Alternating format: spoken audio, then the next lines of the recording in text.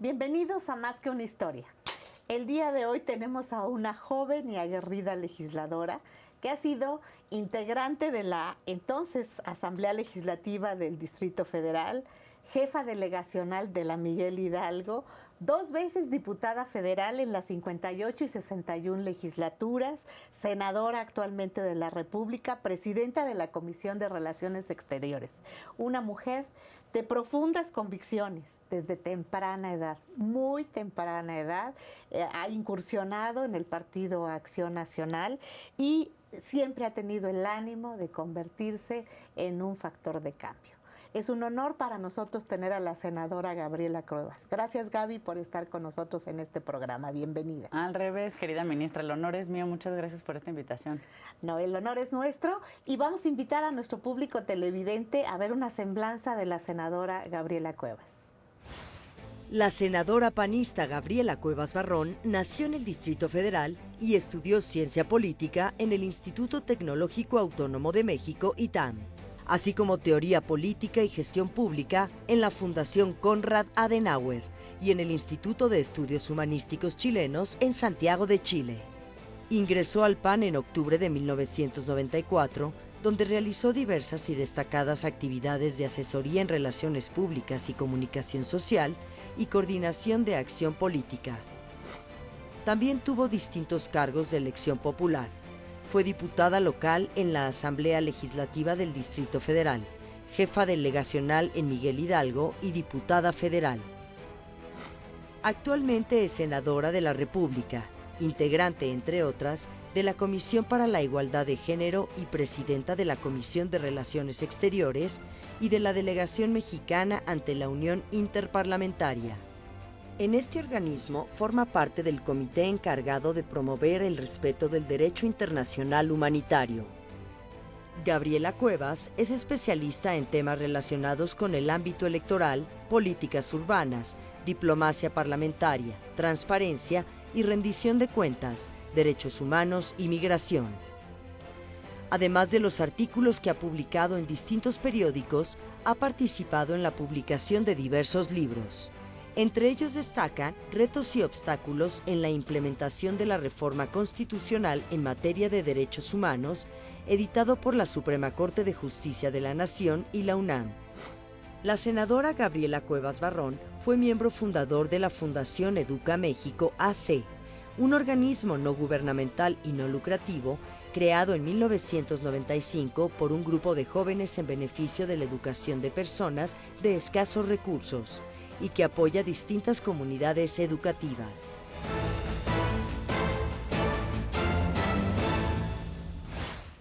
Decíamos que es una mujer de decisiones firmes y de profundas convicciones.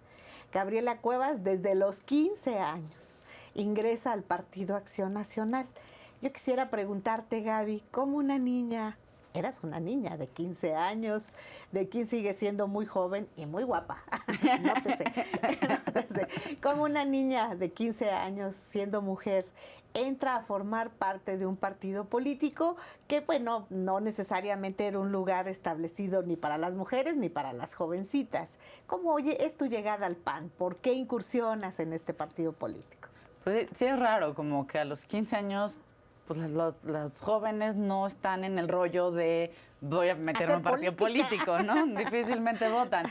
Pero, bueno, para mí fue como muy marcado en mi educación, que fue en una escuela católica. En esta escuela católica estaba mucho el concepto de responsabilidad social, del trabajo con la gente.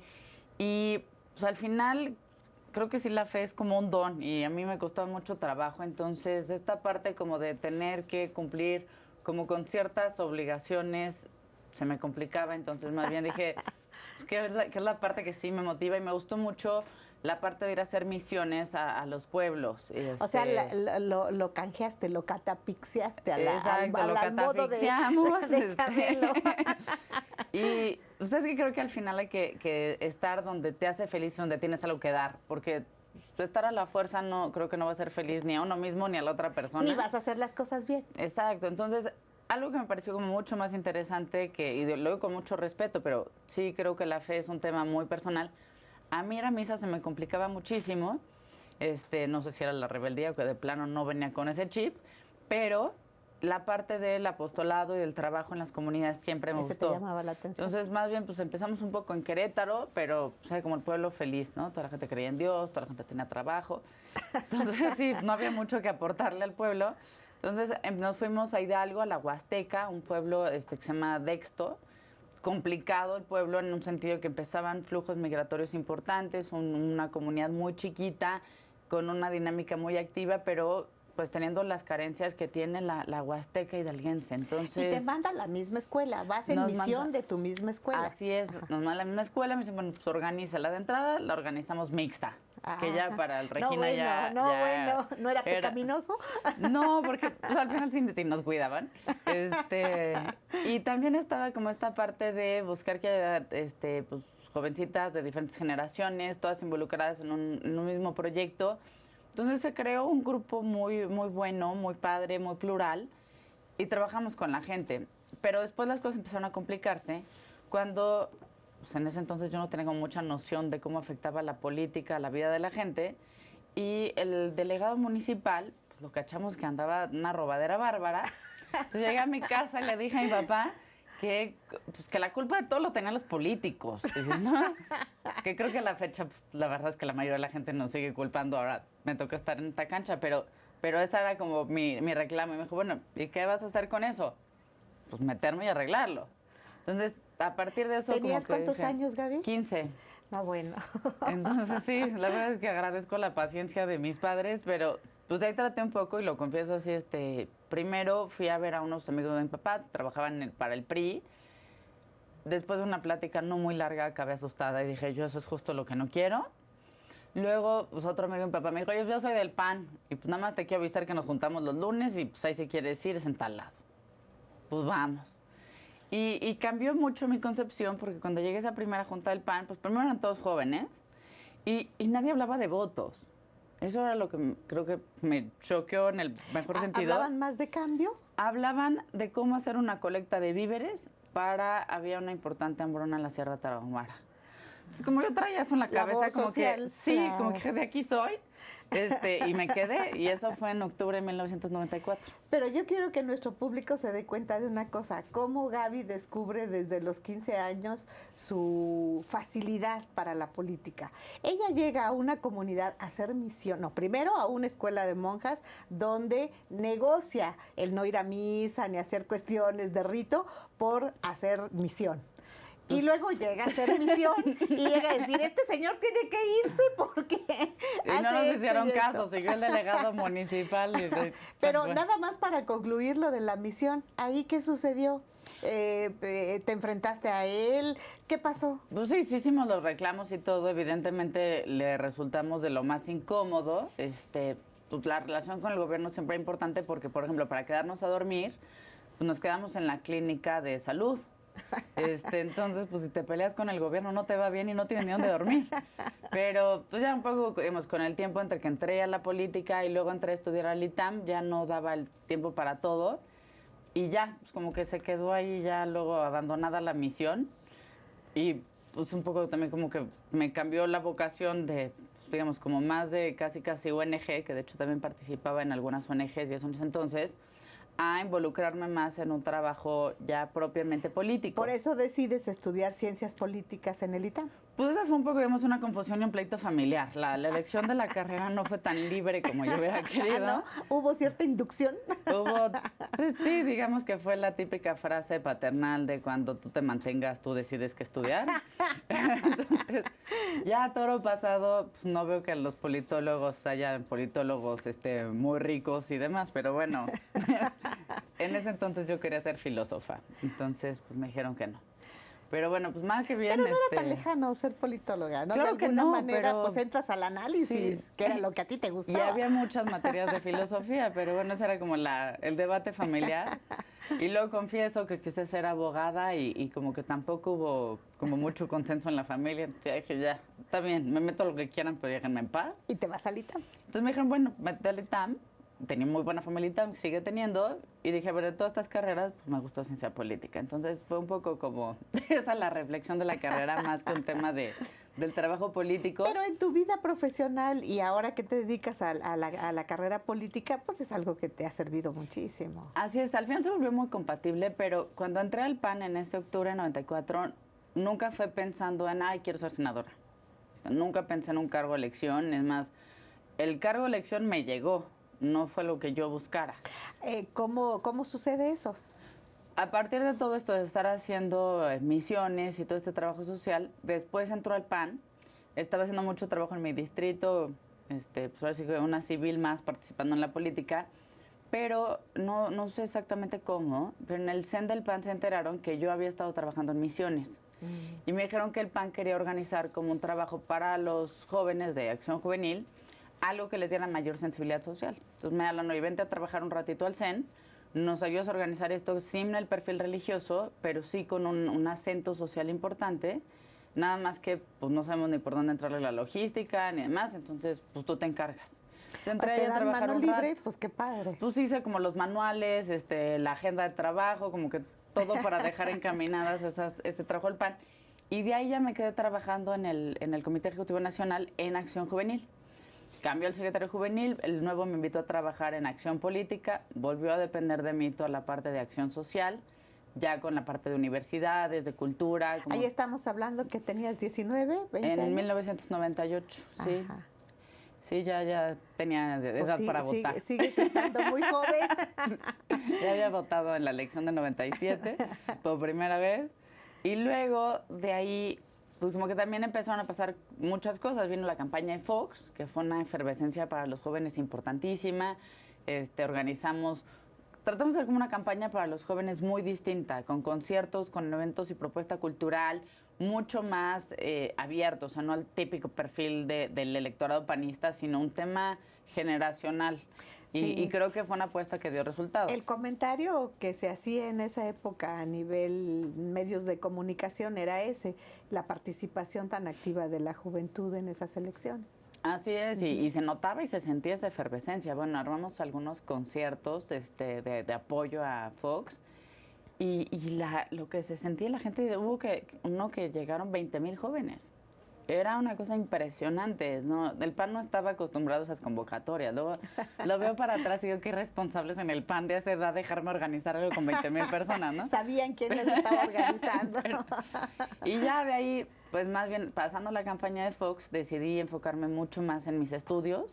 Entré a trabajar al ITAM, estuve trabajando ahí un año como asistente de investigación y pues ya después como que pues ya hay que incorporarse al mercado laboral, un poco empezar a ver qué pasa.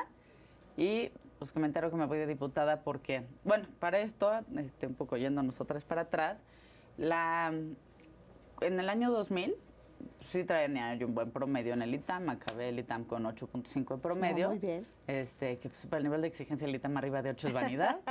Pero la parte, digamos, que quería como fortalecer era las actividades extracurriculares, que si bien tenía mucho trabajo político, es difícil medir el trabajo político. Entonces, fui suplente de César Nava. César iba en el primer lugar de la lista plurinominal, hicimos nuestra campaña ahí adentro del CEN y demás. Y pues quedé como su suplente. Entonces yo ya tenía como todo mi plan para tener un buen... Cuando él se va al Ejecutivo, ¿tú tomas su lugar en la Cámara? Así es. O sea, originalmente yo quise hacer todo este fortalecimiento de mi currículum para irme a estudiar una maestría o algún posgrado. Pero ya no saliste. Y ya no pude. Cuando ya estaba estudiando para el inglés y para todo, sorpresa, te vas a la Cámara de Diputados y en 2001 entré como diputada federal. Pero ahí estamos hablando de que la diputada tenía 20 años. ¿22? Bueno, 21, 22. Digo, digamos, como algo muy palpable para mí en ese entonces fue, pues, de venir trabajando un año en la universidad, no tenía que ponerme para ir a tomar protesta. O sea, sí tuve que irme a comprar, pues, unos pantalones y un saco que no fueran jeans. Entonces, sí fue todo un cambio y fue como subir a un tren andando, un tren de una legislatura que ya llevaba 8 meses, entender cómo funcionan las comisiones, ponerme a estudiar desde la Constitución, la ley orgánica. ¿Qué comisión te dan? Entré a la de Radio, Televisión y Cinematografía. No, bueno, importantísima. A la de Federalismo, a Gobernación, que fue un reto inmenso, era puro colmilludo y yo. Y bueno, la típica por la edad de juventud y deporte, pero como quería salirme un poco del estereotipo, luego ya dejé la Comisión de Juventud y Deporte. Fue una experiencia políticamente importante, pero también en lo humano, porque lejos de sentirme discriminada por ser mujer o por ser joven, o jovencita, sí, me ayudaron muchísimo. Fue como que, no sé, hubo mucha solidaridad. Y tenías compañeros hombres y mujeres. Hombres y mujeres y de todos los partidos, y de todos los partidos me trataban muy bien. Y fue como esta solidaridad así de, a ver, pues vamos a ayudarle a la chavita que acaba de entrar. Y me enseñaron mucho y me explicaban. Y, o sea, si bien no hay como un manual que te diga cómo ser diputado, sí hubo mucha solidaridad en mis compañeros, especialmente de los del PAN. O sea, me sentí en casa cuando llegué. A la segunda, tu bancada te cobijó. Muchísimo. Por ejemplo, a la segunda sesión que me tocaba, me dijo, pues vas y te subes a tribuna. ¿Por? ¿No? ¿Y sobre qué hablaste? Sobre los sismos. Era justamente septiembre, entonces venía la sesión ya donde se iba a hablar de la conmemoración del sismo del 85. Entonces me dijo, pues prepárate algo ya, vas a subir a tribuna. ¿Y qué dijiste de los sismos? Pues toda la cultura de protección civil que claro, nos surge tener y bueno, que después de, aunque lo dije en 2002, sigue vigente, ¿no? No sabemos cómo estar prevenidos a los riesgos en México, a pesar de que somos un país y una ciudad que estamos en medio del riesgo, ¿no? Sí. Entonces esa fue como una muy buena experiencia, que de mi misma bancada sea... Órale. Al ruedo, a perderle el miedo. Y sí, te sentiste como pez en el agua. Me gustó. Y tiene una particularidad la Cámara en San Lázaro, y es que si bien es imponente, pues, como estos 500 curules, la realidad es que las luces son tan fuertes que no se veía nada. Entonces, y eso hacía que te quitara cualquier nervio. Cuando me subí y no veía nada, pues ¿de qué te pones nerviosa? Entonces, según yo lo hice. No, pero te dio seguridad. Seguramente si hubieras visto que te estaban observando algo. No, que todos estaban platicando y nadie te hace caso. También. Que también te ibas a sentir, nadie me pela. Y esto fue en la 58 legislatura. Eso fue en la 58. Y después de esto es cuando eres jefa delegacional. Después de ahí me fui diputada local. A la asamblea. A la asamblea. Vamos a ir a un corte y le vamos a pedir a la actual senadora que nos platique cómo fue su vida en la asamblea, que entiendo fue muy activa. Sí. Ya con la experiencia de la Cámara de Diputados, bueno, llegó a partir plaza. Ya como pez en el agua. Pero vamos a un corte y regresamos.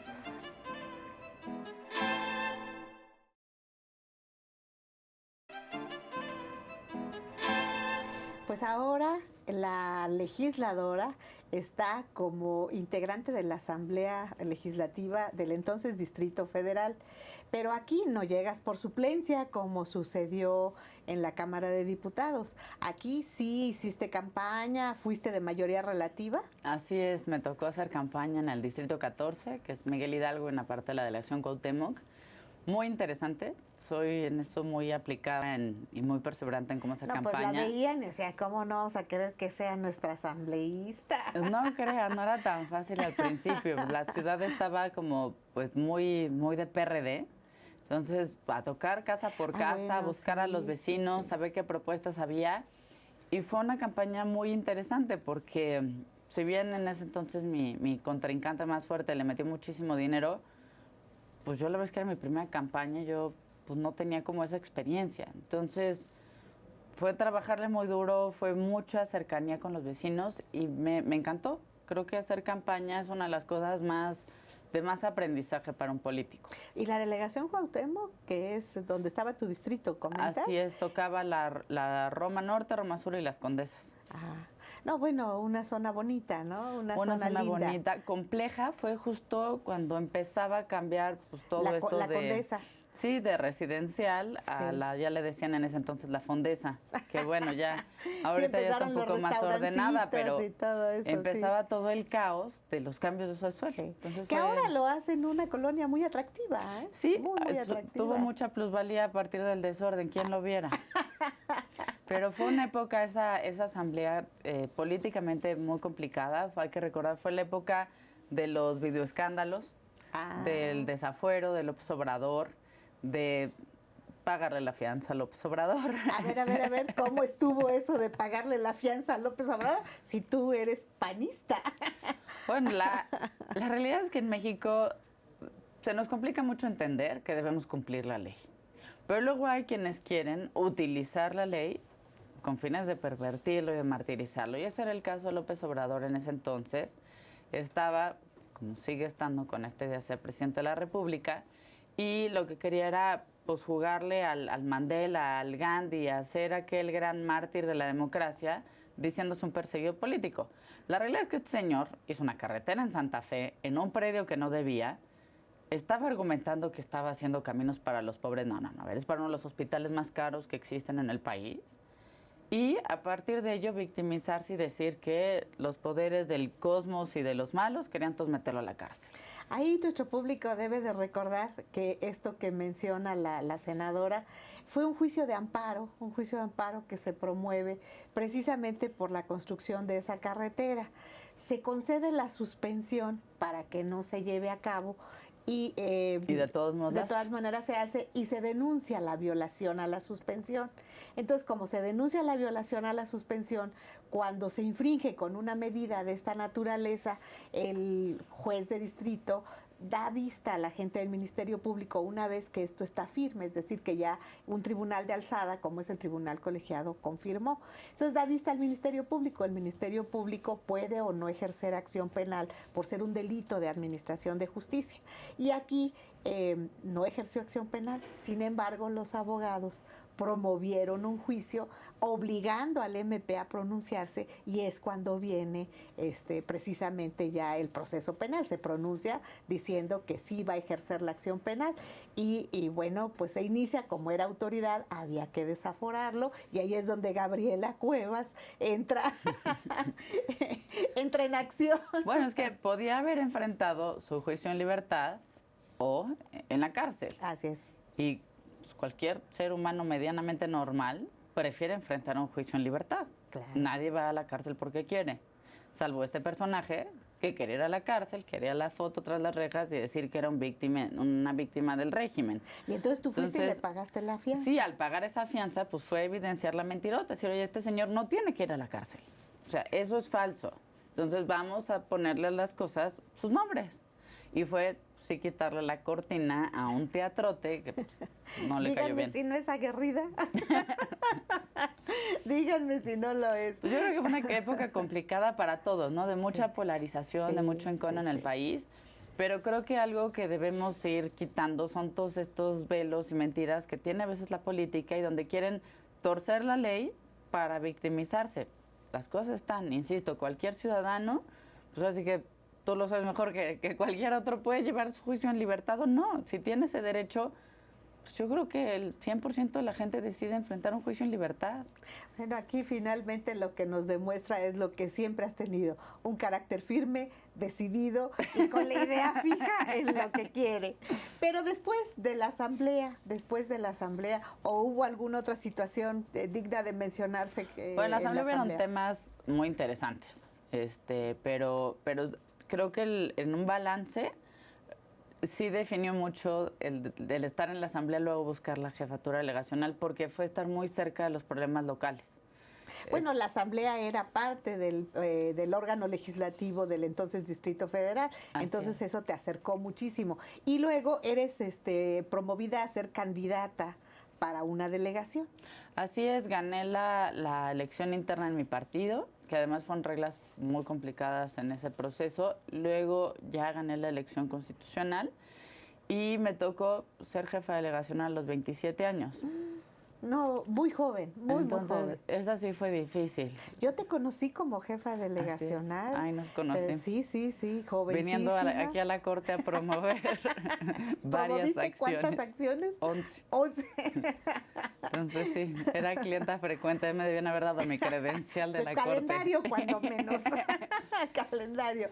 Y entonces, ¿cómo vives la delegación, Gaby? ¿Qué es lo que en un momento dado tú consideras de la delegación fue lo que más disfrutaste o lo que más sufriste? ¿Qué fue lo fácil, qué fue lo difícil? Es un cargo como de muchos contrastes en todos los sentidos. Primero, en los ciudadanos a quienes se gobierna. En Miguel Hidalgo vive el hombre más rico de nuestro país. Del mundo casi. Exacto. Y por otro lado, miles de familias en pobreza extrema. Sí, mucho contraste. Hay también otro contraste que es un lugar donde existe un gran potencial y se puede hacer muchísimo trabajo, pero al mismo tiempo, pues está como esta continua, pues no sé, como aferrarse al status quo. Entonces es difícil lograr los cambios. Hay, por un lado, una gran demanda al cumplimiento a la ley, a decir que no haya cambios de uso de suelo, que no haya antros, etcétera. Pero por otro lado, pues siempre está como de hágase la ley en los bueyes de mi compadre, ¿no? Cuando se aplica la ley, pues no también habían los enojados. Entonces, cada quien quiere una ley a modo y eso hace que gobernar sea muy complicado. Sí. Pero es que ahí ya estabas a nivel ejecutivo y nuestro público debe saber que la delegación Miguel Hidalgo tiene 500 millones de 500,000 habitantes. Sí. Y entonces, si tiene 500,000 habitantes, ¿qué quiere decir? Que es más grande que muchos municipios del país. Y Gaby, a sus 27 años, era la jefa delegacional, es decir, la jefa del Poder Ejecutivo. Y que además, también hay que decirlo, el diseño de la ciudad está mal. No lo arreglamos ahora con la reforma política de la Ciudad de México, que es una desgracia, pero no están las facultades, las responsabilidades y las soluciones en la ley. ¿Cuál sería tu crítica de ese diseño? Es un diseño primero, bueno, el que había en ese entonces de entrada perverso porque no tiene facultades en los temas más importantes que necesita la ciudadanía. Algo muy absurdo. Un delegado no puede tapar un bache en una vialidad primaria. Los debe tapar en las vialidades secundarias. ¿En la primaria quién lo tapa? El gobierno de la ciudad. Bueno, debería taparlo, pero luego está la ciudad como está. Porque luego no sabe uno a quién reclamarle. Pero además, si nos vamos a decir, bueno, vamos a hacer un plano que nos diga cuál es una vía primaria y cuál es una vía secundaria, hay 3 criterios y legislaciones distintas sobre qué es una vía primaria y qué es una vía secundaria. Entonces, para empezar, ¿no la puedes definir? Entonces, o sea, hasta eso está mal, ¿no? Pero entonces no puede llegar el delegado y taparla y decir, ya la tapé. Tal cual. Ya la tapé, está Luego, dentro de mi delegación. No hay mando de la policía. Entonces, depende también del gobierno central. Depende del gobierno central y es la principal demanda de los capitalinos, el tema de seguridad. Entonces, hay una serie de problemas que se presentan todos los días y que el diseño constitucional te imposibilita actuar. Ahora, la otra parte, que ya es en la actual reforma política que me tocó votar ahora como senadora, lejos de mejorar el modelo, está peor. Porque fue, digamos, PRI y PRD se alían en preservar este diseño centralizado de facultades, no es un modelo federalista, y además van a tener cada delegación que se llamará alcaldía, van a tener un cabildo. Entonces, no solo tienes la presión de la ciudadanía, pero sin las facultades de un presidente municipal. No tiene personalidad jurídica, no tiene patrimonio propio, no tiene seguridad pública, no tiene nada. Y además tiene un cabildo. Entonces, creo que va a ser un modelo súper complicado. ¿Tú buscarías nuevamente ahora una alcaldía? No, creo que ya aprendí lo que tenía que aprender. Le agradezco mucho la confianza a los Miguel Hidalguenses, pero fue una etapa muy demandante. Habían días que empezaba a trabajar a las 7, 8 de la mañana y acababa a las 4 de la mañana porque había que revisar hasta las verificaciones a los antros. El cumplimiento de la ley es muy demandante y sobre todo el combate a la corrupción es dificilísimo porque está revisando cada trámite o cada acción de gobierno y son miles. Por otro lado, también tuvo, pues, en estos contrastes, un lado muy feliz. ¿Cuál fue? Yo creo que los 2 proyectos que realmente me hicieron muy feliz, uno fue la creación de nuevos CENDIs, de nuevas guarderías, con un modelo educativo e incluso hasta alimentario distinto. Entonces, ¿para empleados de la delegación o para...? Había para empleados y también para ciudadanos. Entonces, pues era un modelo, no era tan grande como hubiera querido, pero que sí ampliamos la red en una tercera parte. No, bueno, entonces, eso es excelente porque la posibilidad de que varias mujeres puedan incorporarse a la vida pues sí, laboral. porque si no las oportunidades y la igualdad de género se queda solo en el discurso. Así es. Entonces era muy importante lo de las guarderías, los CENDIs. Y por otro lado, otro proyecto que me encantó y que disfruté muchísimo con los vecinos, porque estuvieron muy involucrados en todo el proceso, fue crear nuevos y arreglar los parques que existían en la delegación. Era un proyecto importante, digamos, desde diseño gubernamental, porque es recuperar el espacio público.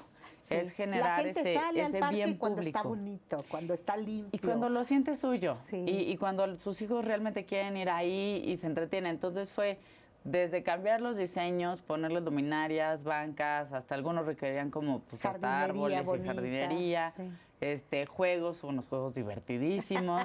Entonces, esa parte creo que también fue de las que más disfruté. Incluso yo me acuerdo uno que fue de esas anécdotas que me quedan en el corazón siempre, y es, hay una colonia en Miguel Hidalgo muy, muy pequeñita, se llama San Lorenzo Tlaltenango. Hay quienes la confunden porque está del lado de la refinería de Azcapotzalco, que se llama Azcapotzalco, que es Miguel Hidalgo, pero bueno, así se llama. Y por ahí está esta colonia, exacto, en los límites.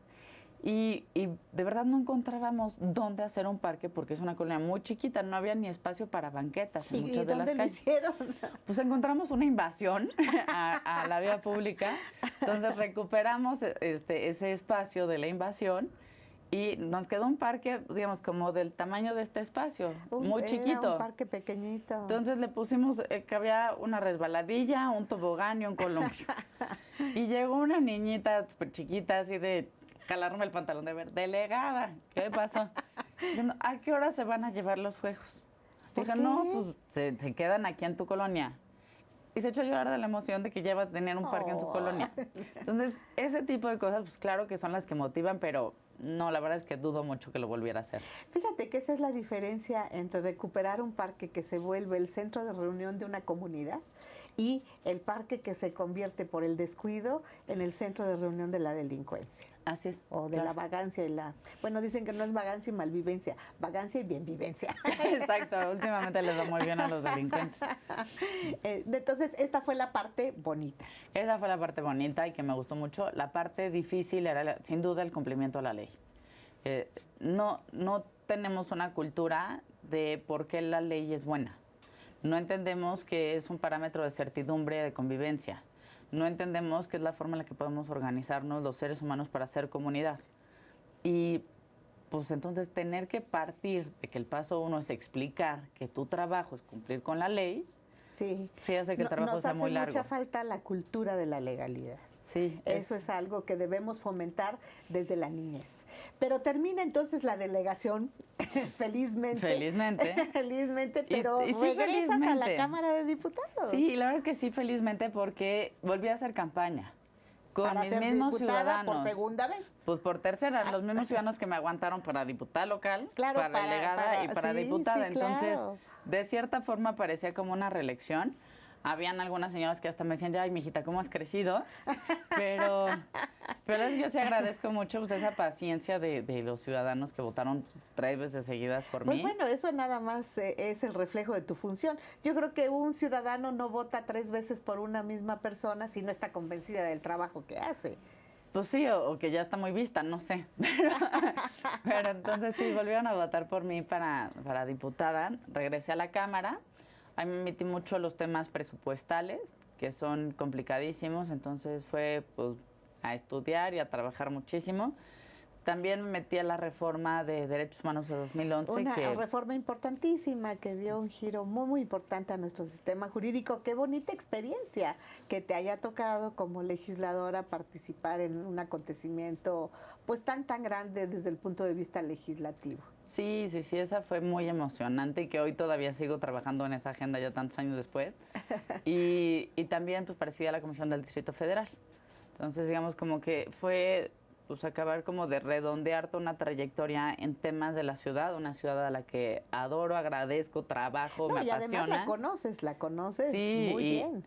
Y también pues me ha tocado ver mucho este proceso de reforma en todas sus etapas, ¿no? Me tocó verla desde lo necesario que es por gobernarla, pero también en los debates que ha habido. En la primera vez que me tocó votar la reforma política del Distrito Federal, fue como diputada en la 58 legislatura, cuando la promovía Andrés Manuel en el 2002. Ajá, y luego ya te toca Y ya por fin concretarla ya. Hasta ahorita ya estar en la Asamblea Constituyente a partir del 15 de septiembre. Pero termina esta otra diputación por segunda ocasión en materia federal y te promueven para ser candidata nuevamente a senadora de la República. Vas a la Cámara Alta. Así es, en esta ocasión sí fui plurinominal, sí fui por lista de partido. Pero es que ya sabían, de todas maneras, si hace campaña va a ganar. Muchas gracias. Y fue muy bueno, también la verdad es que el lado plurinominal tuvo una ventaja y es que me permitió como planear con más tiempo cómo iba a entrar y cuál iba a ser mi plan de trabajo en el Senado. Entonces entraría con mucha claridad de qué comisiones, qué temas, qué iniciativas. Eso creo que fue muy bueno, me acortó mucho la curva de aprendizaje. Hoy por hoy presides una comisión. ¿Nos puedes decir cuál es? Ahora presido la Comisión de Relaciones Exteriores. Contrario a toda mi trayectoria previa. Sí, nada que ver con lo que habías visto antes. Así es. Lo que quise fue ya un reto. Los temas de la ciudad me los conozco muy bien, me apasionan. Sigo siendo integrante de la Comisión del Distrito Federal, aunque ya no debería llamarse así la comisión. Pero quería aprender cosas nuevas y quería también hacer algo nuevo por mi país. Yo creo que no se vale como que quedarnos en las inercias de lo que ya conocemos y en la comodidad, sino realmente pues sacar todavía como todo lo que se pueda y entregarlo. No, y yo creo que ese carácter tuyo inquieto, con la idea siempre de no quedarte en una sola cosa, sino de conocer otras, de incursionar en situaciones distintas.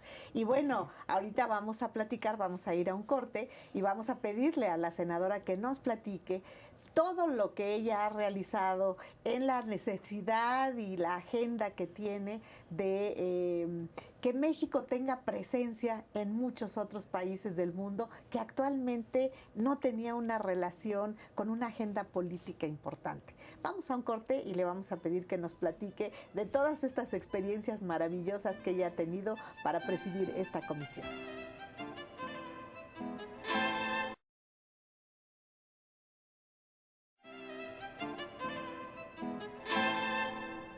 Volvemos con la senadora Gaby Cuevas. Ella ya está ahorita en el Senado de la República y es nombrada presidenta de la Comisión de Relaciones Exteriores.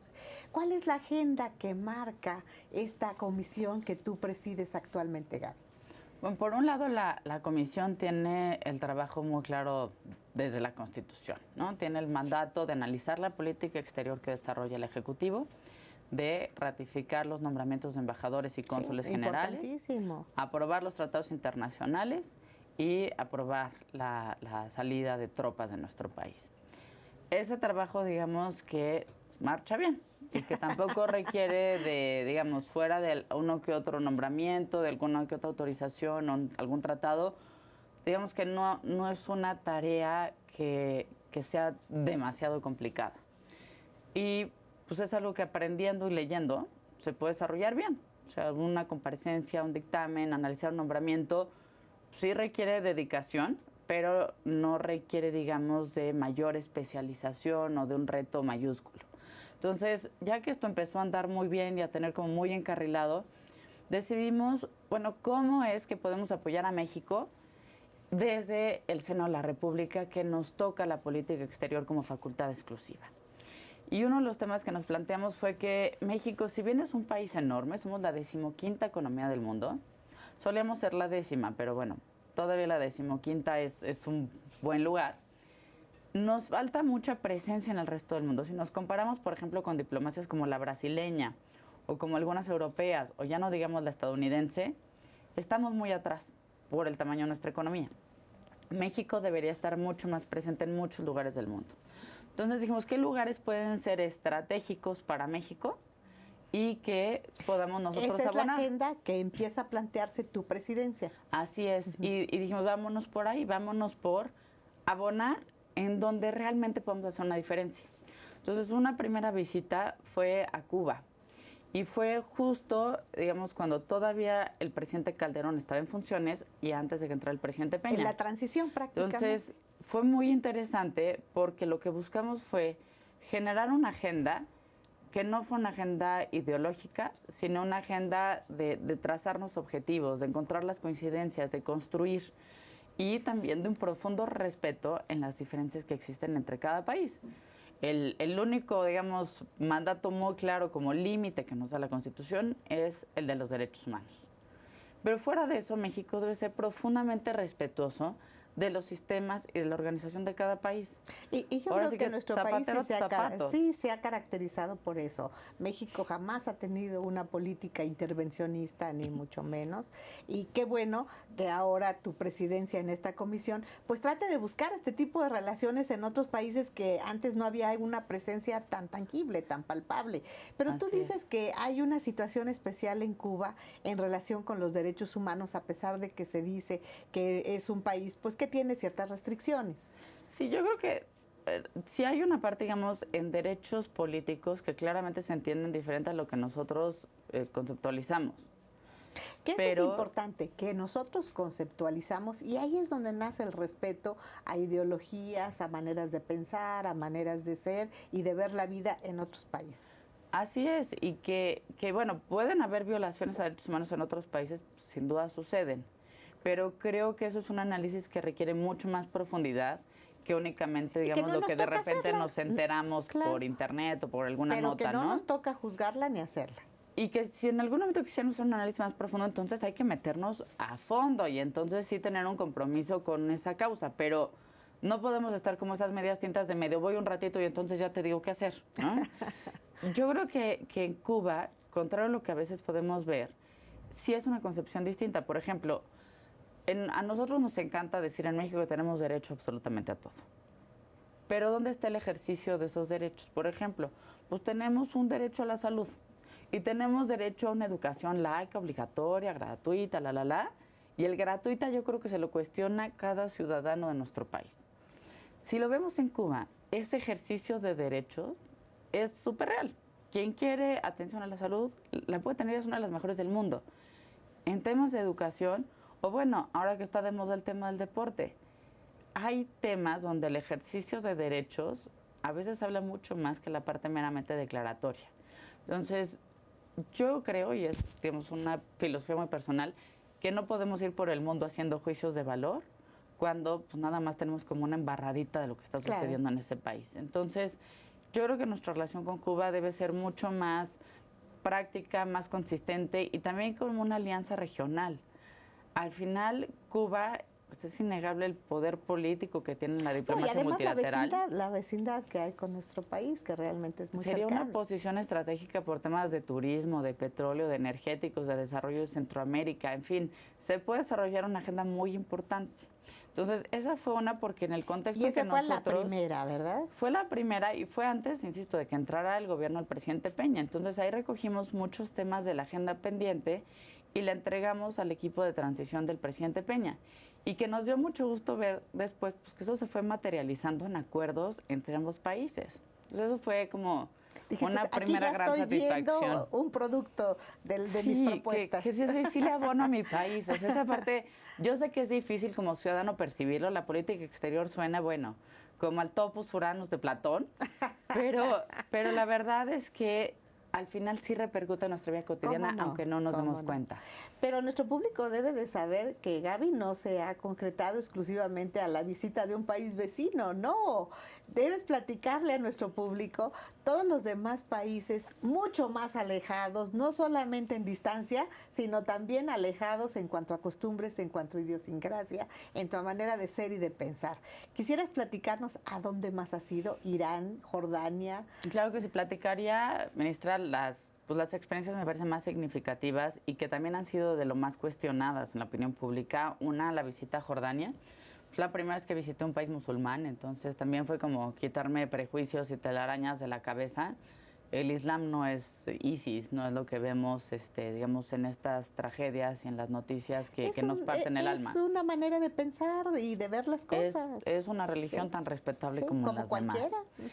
Y pues sí fue una visita impresionante porque en ese entonces nos centramos en la agenda humanitaria, que fue visitar campamentos de refugiados, principalmente palestinos, iraquíes y sirios. Ahí comentabas una situación importantísima que nuestro público debe de conocer. ¿Cuántos habitantes tiene Jordania y cuántos refugiados tiene? Claro, Jordania, para darnos una idea de su responsabilidad humanitaria y que nosotros deberíamos, pues ya no digo copiar al 100%, pero sí aprenderle. Jordania es un país del tamaño de Oaxaca. Tiene alrededor de 6 millones de habitantes y tiene 1 millón de refugiados. No. Es como si a nuestro país, pues de repente llegaran 15 millones de refugiados. Si apenas tenemos a 16 refugiados sirios en todo nuestro país, 16 de una de las tragedias humanitarias más importantes en la historia. Pero, digamos, esa visita fue muy importante y ¿en qué se ha traducido?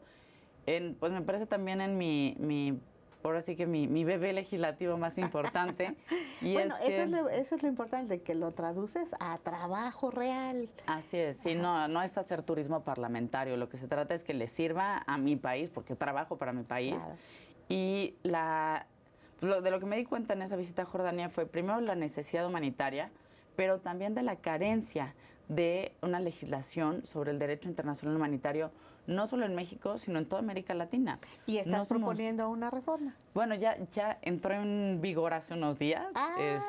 Sí, hicimos una iniciativa para reformar el artículo 11 constitucional en materia de asilo y de reconocimiento de la condición de refugiado.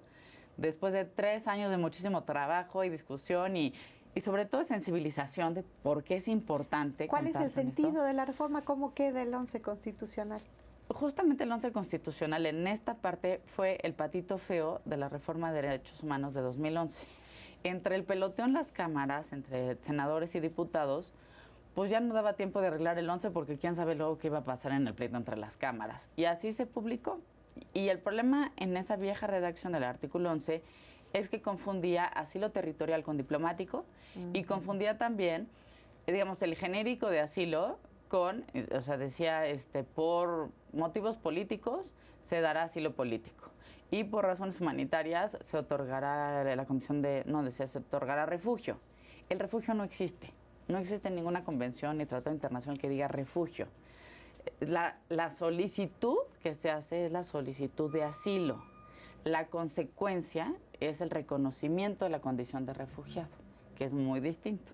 Entonces, lo que hace esta reforma es dejar muy claros los conceptos. Es un cambio importante, muy fundamental, porque la además de la figura. Así es, a pesar de que se digamos un pleonasmo constitucional, y más lo digo tal cual estando en la Corte, si bien el artículo primero es muy claro en el tema de los tratados internacionales, en el artículo 11 nuevo, una vez más, remitimos los criterios a los tratados internacionales para homologar todos estos criterios y ya ahora habrá que homologar a los tratados también nuestra legislación secundaria. Pero eso, digamos, es cómo se traduce Jordania a México, ¿no? Claro.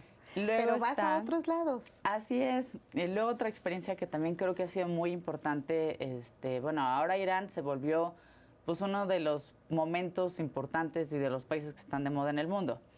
Si bien México no rompió relaciones diplomáticas con Irán, pues digamos que nuestra relación sí andaba en la congeladora. Entonces, recibí invitaciones por parte de mi homólogo iraní.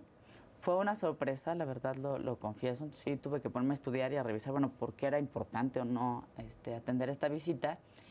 Y pues empecé a ver que Irán estaba empezando a cambiar. Esto fue en enero de 2014. Entonces fuimos una delegación de la Comisión de Relaciones Exteriores y fue la primera visita política, es decir, independientemente de los embajadores, en 36 años. Sí, después, cero relación. Estaba en la congeladora, o sea, es como, pues tengo embajada y punto, ¿no? Y luego invitamos también a mi homólogo, al presidente de la Comisión de Relaciones Exteriores de Irán. ¿Y vino? Y vino, y fue la primera delegación iraní a México también en 36 años. No, pues sí es fomentar las relaciones. Entonces nos tocó hacer historia. Y después la vez que con mucho apoyo de la Secretaría de Economía también empezamos ya a ver cómo agilizar más las relaciones entre nuestros países en temas comerciales. Pero también aquí hubo un producto. Así es, empezó a negociar lo que se llama el APRI, el Acuerdo de Promoción y Protección Recíproca de Inversiones. Eso es lo más importante, que no te limitas nada más a enfocarte a la visita a un país, sino ver en ese país realmente en qué puede redituar la relación, no solamente entre países, sino de qué manera esa relación puede beneficiar a nuestros ciudadanos. Así es, y además en un momento, ministra, muy importante, cuando fue este momento de empezar a hablar del APRI, justo fue aquí hay 2 un o 3 semanas antes. Ciudadano. Pero además, fíjate en qué momento, que pues sí, digo, sí es de subrayar el beneficio, pero justo fue 2 o 3 semanas antes de que firmaran Irán y el SDG 5+1, que era Estados Unidos, las potencias europeas y Alemania, el acuerdo nuclear. Ah. Y me recibió muy amablemente el canciller iraní, el doctor Zarif. Y bueno, tener de primera mano de quien está negociando el acuerdo, que te explique un acuerdo de esa trascendencia, pues también fue muy importante. Bueno, México estuvo en las primeras planas de los periódicos todos esos días y supimos llevar los intereses de nuestro país en toda esa agenda a países donde, insisto, tuvimos 36 años de congeladora. Claro. Entonces, a veces, aunque parezca muy difícil explicar la diplomacia parlamentaria, yo te agradezco mucho este espacio para explicar realmente estos productos, ¿no? Por ejemplo, pues también con Estados Unidos, con El Salvador, con varios de nuestros hermanos en Centroamérica. De migrantes, ¿no? Exactamente, estamos porque trabajando se nos está acabando el tiempo, nada más si nos dices rápidamente este otro producto importante de los niños migrantes, porque después de eso quiero hacerte una pregunta muy personal, porque se nos está acabando el programa. Una de las crisis humanitarias más importantes en el mundo, pero de que poco se habla, es la crisis humanitaria en Centroamérica. Miles y miles de niños están migrando cada año a México y Estados Unidos y muchos hasta pues, fallecen en el camino. Entonces ha sido muy importante trabajar con Estados Unidos y con los países de Centroamérica cómo avanzar una legislación que realmente proteja a la niñez migrante y creo que México ya la iniciativa. Bueno, estuvimos platicando en su momento cuando se estaba haciendo toda la reforma migratoria en los Estados Unidos, lo platiqué con mi homólogo en ese entonces, era Bob Menéndez. Y también con países como El Salvador, incluso firmamos un memorándum de entendimiento para intercambiar mejores prácticas, información, legislación, etcétera, sobre niñez migrante y que nos ha servido mucho porque, por ejemplo, hubo una madrugada, literal, me buscaron mi homóloga y una viceministra de El Salvador a avisarme que iban los migrantes salvadoreños secuestrados aquí en México, en Tamaulipas. Nos movimos con el gobierno federal, nos apoyó mucho en ese entonces el comisionado Rubido y logramos rescatar en cuestión de horas a estos migrantes. Entonces no nos quedamos nada más en, ay, sí, la declaratoria parlamentaria, qué bonito es el mundo, sino efectiva. En vínculos que hagan que la gente tenga un beneficio y que sepan que servimos de algo. Palpables. La pregunta muy personal. Gaby es una mujer muy inteligente, como ustedes han podido constatar. Es una mujer guapísima. Gracias. ¿Qué pasa con la vida personal de Gaby? Esta agenda tan grande que tiene profesional, ¿le permite tener agenda personal? Pues mira, me he concentrado mucho últimamente en mejorar mi alimentación, en hacer un poco de ejercicio, pero la parte, digamos, de corazón es más complicada. Ahorita, y más en este cargo que son muchos viajes, y que no son fáciles porque son de pues, irme 2 días, regresar y pues, vivir un poco entre las maletas. Es difícil, sí, pues, la soltería luego es triste y complicada, pero hay que llevarla con dignidad. Por favor, a todo el público que nos está viendo. Aviso oportuno. Pídanle datos, a qué hora sale al pan, y al pan de veras, ¿eh? No al bolillo, sino al partido, a qué horas va, a qué hora sale al pan. No, por Dios, una mujer como ella, desde luego que no la pueden desperdiciar. Pues lo difícil es encontrar como tiempo para la vida personal, para pues, pasatiempos, para hacer algún curso, para como salir de la rutina de trabajo. En el momento en que Cupido la fleche, ella se dará el tiempo necesario para poder desarrollar esta parte que también es muy importante. A ver qué pasa. Que por supuesto no la podemos desperdiciar. Si un día caemos en las redes de Cupido, te invitamos de madrina. Gaby, ha sido un placer, un honor platicar contigo, sobre todo de toda esta vida de tan prolífica, a pesar de ser tan joven, de todo lo que has hecho desde los 15 años de edad, con esa mente tan fija, tan entendida de lo que quieres y ese factor de cambio que siempre has querido ser. Es un honor platicar contigo, saber de tu vida, saber de tus proyectos, saber de todo lo que has hecho. ¿Cómo te ves después de la senaduría?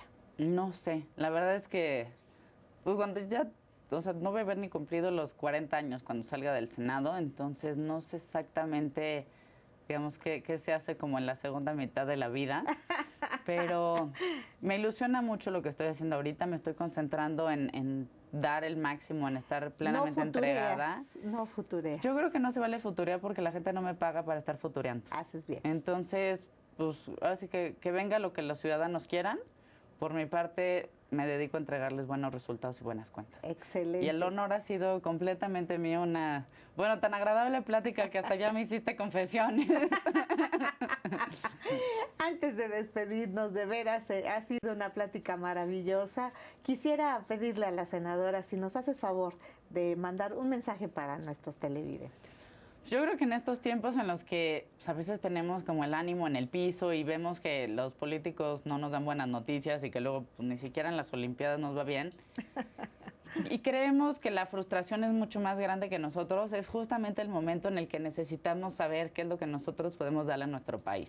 Sí, ya le damos impuestos, sí, ya le damos mucho tiempo, le damos, bueno, hasta lo que dedicamos en el tráfico, pero nuestro país lo que necesita es que le demos parte de nuestra participación, de nuestro compromiso, del cumplimiento de las leyes, de cómo involucrarnos en la vida vecinal, en cómo ser ciudadanos, que sepamos ser hasta más cordiales y convivir entre nosotros.